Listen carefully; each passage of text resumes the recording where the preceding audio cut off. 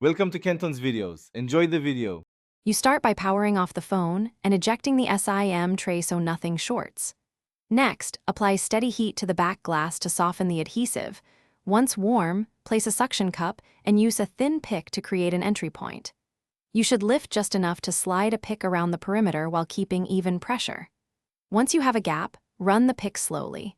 If resistance increases, reheat briefly so you don't crack the glass.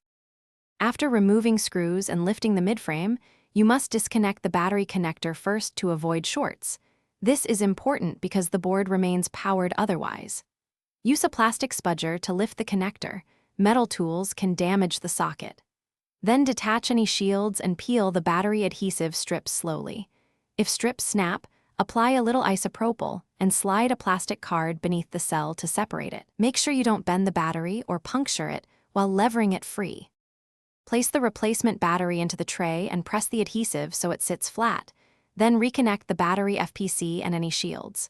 Before sealing the back, reboot the phone to verify charging and boot behavior. This prevents rework. Once confirmed, reassemble the midframe and tighten screws to their original positions, then apply new rear adhesive and press firmly to bond. If the phone won't boot or charge, power off and double-check the